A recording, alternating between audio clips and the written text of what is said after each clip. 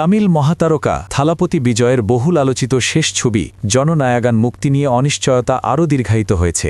দীর্ঘ আইনি লড়াইয়ের পরও ছবিটি এখনও সেন্সর সার্টিফিকেট পায়নি।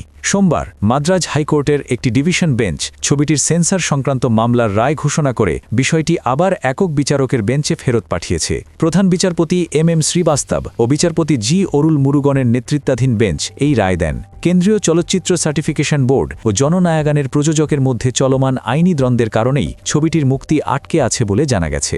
বিজয়ের শেষ সিনেমা হিসেবে আলোচনায় থাকা জননায়াগান চলতি বছরের ৯ জানুয়ারি মুক্তির কথা ছিল, তবে সেন্সর সার্টিফিকেশন পেতে দেরি হওয়ায় নির্ধারিত সময়ে মুক্তি পায়নি ছবিটি। বিষয়টি নিয়ে কয়েক সপ্তাহ ধরে নির্মাতা ও প্রযোজকেরা একের পর এক আদালতের দ্বারস্থ হন। দীর্ঘ শুনানি ও আইনি টানাপোড়েনের পরও ছবিটি এখনও ছাড়পত্র পায়নি। এতে করে শুধু প্রযোজনা সংস্থাই নয়, বিজয়ের ভক্তদের মধ্যেও ব্যাপক হতাশা ও ক্ষোভ তৈরি হয়েছে। সোমবার শুনানির শুরুতে আদালত জননায়াগান নিয়ে সিবিএফসিতে জমা পড়া একটি অভিযোগ পাঠ করে শোনান। অভিযোগটি করেছিলেন সেন্সর বোর্ডেরই এক পরীক্ষণ কমিটির সদস্য।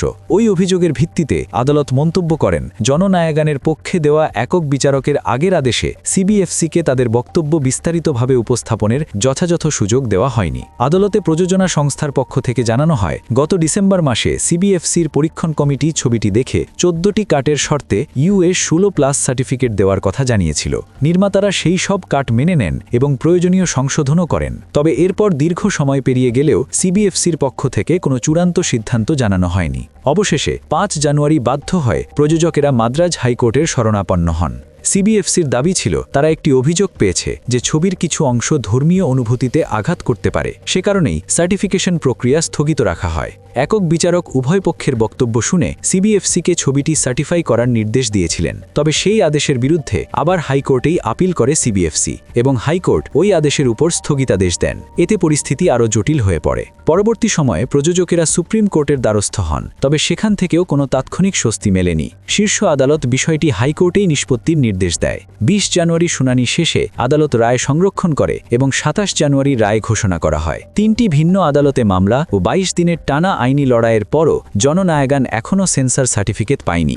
এই দীর্ঘ আইনি প্রক্রিয়ার পেছনে রাজনৈতিক কারণ আছে কিনা তা নিয়েও প্রশ্ন উঠেছে। কারণ জননায়াগান শুধু একটি সিনেমা নয়, এটি থালাপতি বিজয়ের অভিনয় জীবনের শেষ অধ্যায়। এই ছবির মাধ্যমেই তিনি অভিনয় জগৎকে বিদায় জানাতে চলেছেন। এরপর তিনি পুরোপুরি রাজনীতিতে মনোযোগ দেবেন বলে আগেই ঘোষণা দিয়েছেন। তিনি তামিলাগা ভেট্রিকাজাগাম দলের হয়ে আসন্ন তামিলনাড়ু বিধানসভা নির্বাচনে প্রতিদ্বন্দ্বিতা করবেন। ফলে অনেকেই মনে করছেন, বিজয়ের রাজনৈতিক অবস্থান ও ভবিষ্যৎ পরিকল্পনার কারণেই ছবিটি নিয়ে বাড়তি সতর্কতা ও জটিলতা তৈরি হচ্ছে। প্রযোজনা সংস্থার অভিযোগ, তারা সব নিয়ম মেনেই ছবিটি প্রস্তুত করেছে এবং সেন্সর বোর্ডের নির্দেশিত কাটও মেনে নিয়েছে। তবুও কোনো সুস্পষ্ট কারণ ছাড়াই ছবির ছাড়পত্র আটকে রাখা হয়েছে। তাদের মতে এটি শুধু একটি চলচ্চিত্রের বিষয় নয়, বরং শিল্পের স্বাধীনতা ও ন্যায্য প্রক্রিয়ার প্রশ্ন জড়িত।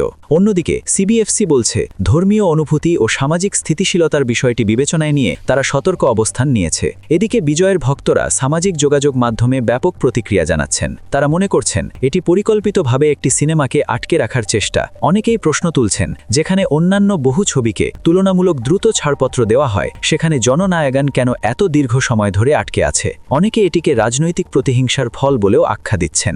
সব মিলিয়ে জননায়াগানের মুক্তি নিয়ে অনিশ্চয়তা এখনও কাটেনি। ডিভিশন বেঞ্চের রায়ের ফলে বিষয়টি আবার একক বিচারকের বেঞ্চে ফিরে যাওয়ায় পুরো প্রক্রিয়া নতুন করে শুরু হবার আশঙ্কা তৈরি হয়েছে। এতে করে ছবিটির মুক্তি আরও পিছিয়ে যেতে পারে। বিজয়ের শেষ ছবি হিসেবে যেটি একটি আবেগঘন বিদায় হওয়ার কথা ছিল, সেটি এখন আইনি লড়াইয়ের প্রতীকে পরিণত হয়েছে। রাজনীতি, সেন্সর জটিলতা ও আইনি প্রক্রিয়ার জালে আটকে থাকা জননায়াগান কবে দর্শকের সামনে আসবে তা এখনও অনিশ্চিত। তবে একটি বিষয় স্পষ্ট, এই ছবি শুধু একটি সিনেমা নয়, বরং থালাপতি বিজয়ের ক্যারিয়ারের শেষ অধ্যায় এবং তার রাজনৈতিক ভবিষ্যতের সঙ্গে জড়িয়ে থাকা একটি গুরুত্বপূর্ণ প্রতীক হয়ে উঠেছে। ফলে এর মুক্তি শুধু বিনোদন জগতেই নয়, তামিল রাজনীতিতেও আলাদা তাৎপর্য বহন করবে।